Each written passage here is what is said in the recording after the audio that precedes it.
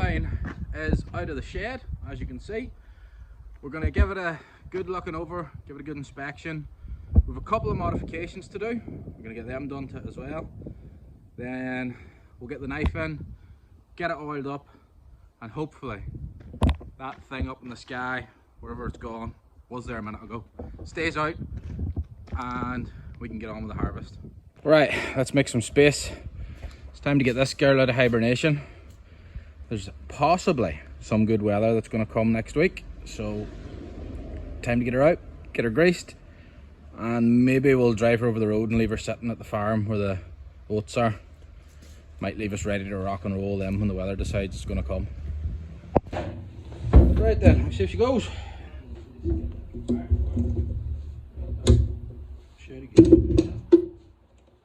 Oh, hold on, I forget how do you start her?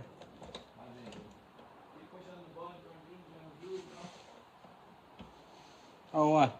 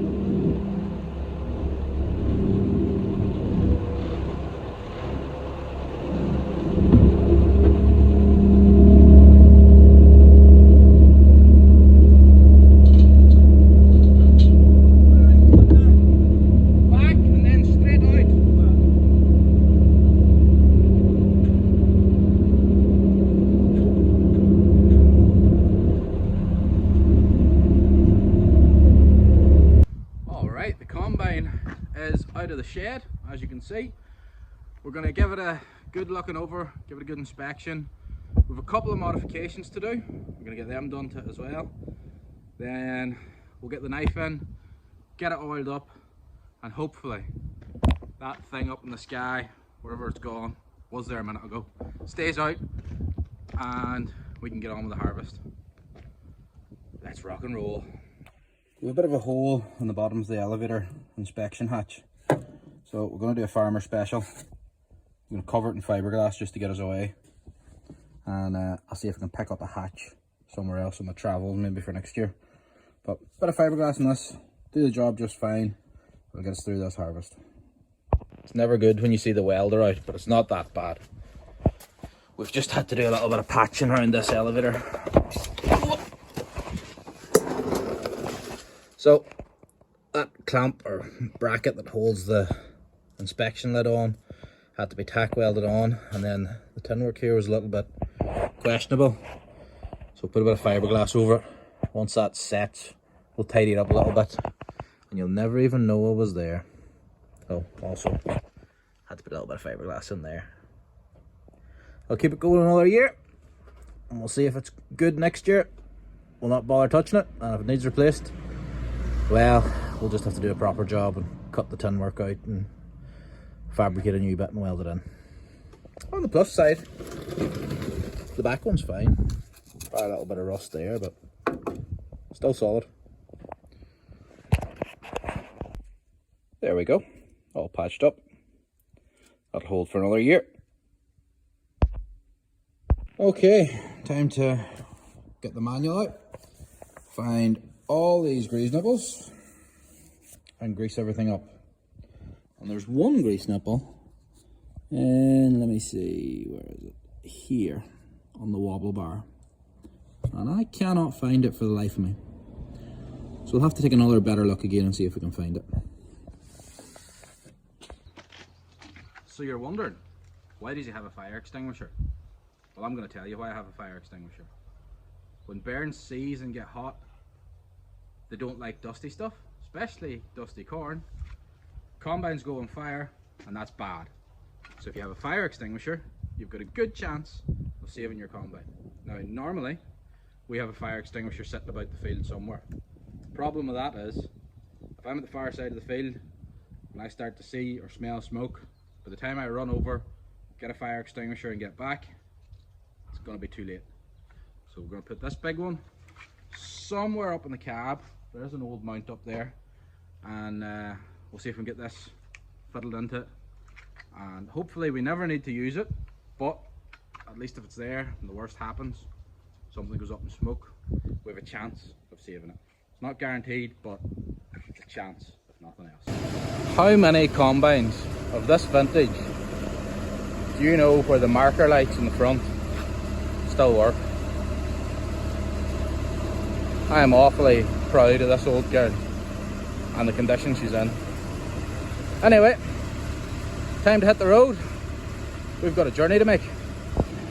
Just about time to pull out and head over the road for the first field. Big move on this time. And of course, we've got our health and safety sign.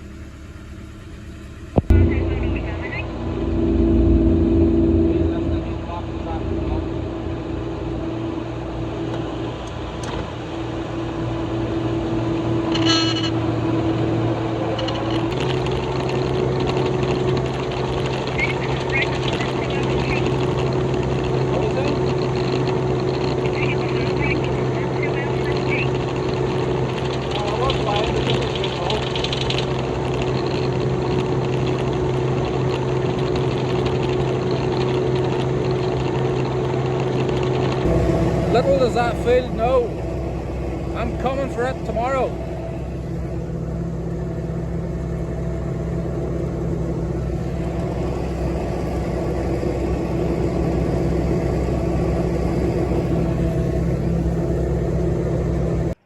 You know it's going to be a busy day whenever you've two trailers hooked on, like Alan Jackson would say, like a freight train. Anyway, got to make some repairs. We've borrowed this trailer. Grain hatch is missing off the back of it. Got some flashing material that actually has a nice little lip and all on it. So that should make a new grain hatch for that. Weld a couple of little brackets here for one side of the slide. Bolt this bit of stainless steel on there. Bob's your uncle, Fanny's your aunt, new grain slide, and your freight train is ready for the road. If I get these two trailers filled tonight, I'll be happy.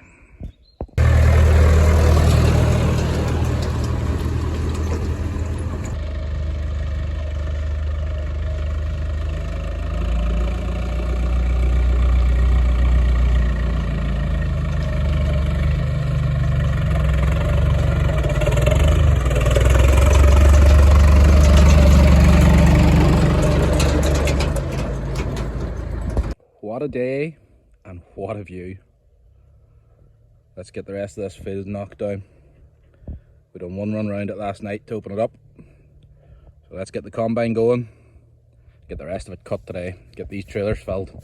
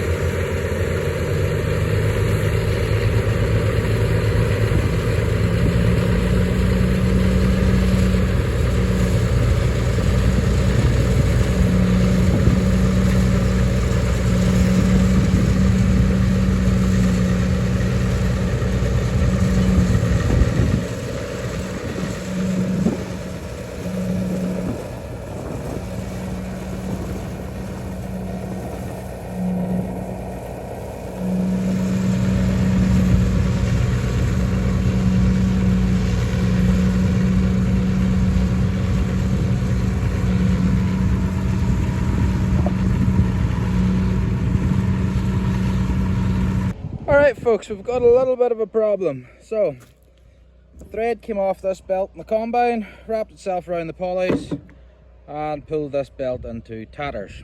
Now, because I have a 122, it isn't a common belt.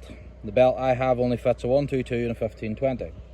Now, I have been able to get this belt, which is off a 1530 or a 133. The problem is, it's about an inch wider than it needs to be. It's an inch longer too, but we can get rid of that with an adjustment. So what do?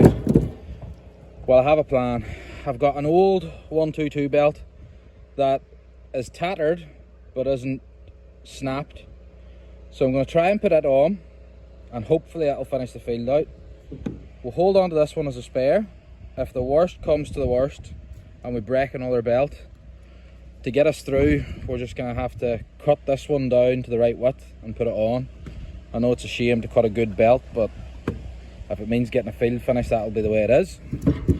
If the old belt works and gets us through harvest, we'll return this belt and get the proper belt on order and have it sitting ready to go for next year. That's the plan. That's the problem. So let's see how we go.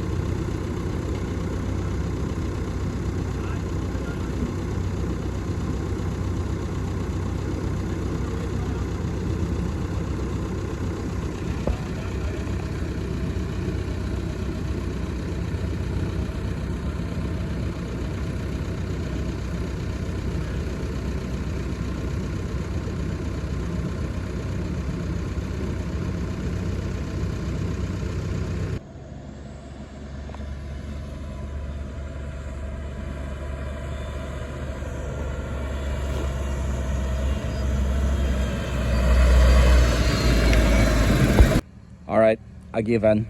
I wasn't moving this thing the 12 miles over the road. I got it moved on a low loader. Gavin Gallagher came up with this lovely hog low loader.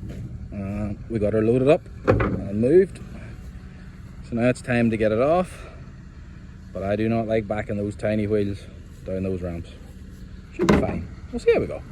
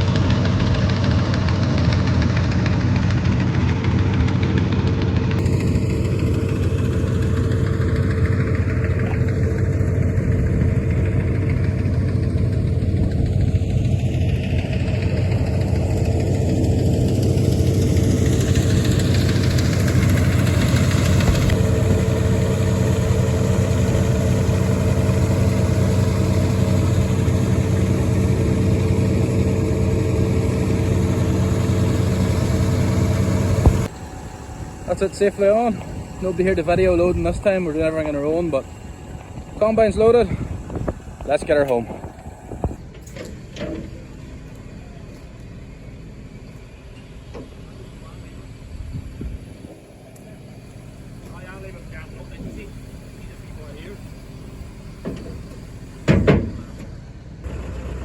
Stay back once she starts going the ramp, I just let her run. You can kind of stop it there.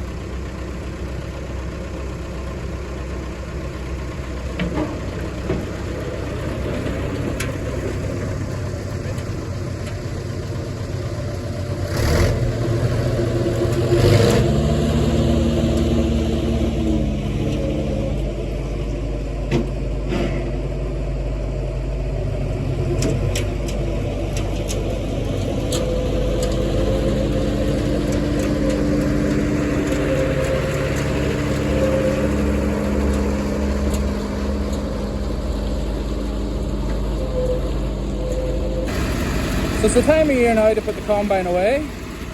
We're cleaning it out and greasing it up. Right then, combine's now been cleaned out. All the straw holes have been opened, all the grains cleaned out, flaps are off the elevators. We've ran her for a while.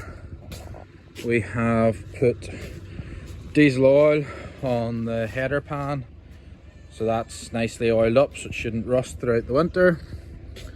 We've cleaned everything else up where we can get it, checked her over, and that is her ready to now put away. So one last move, we'll start her up, drive her down, tuck her into the shed. Well, if you liked the video, don't forget to like the video, and if you're not subscribed yet, what's stopping you?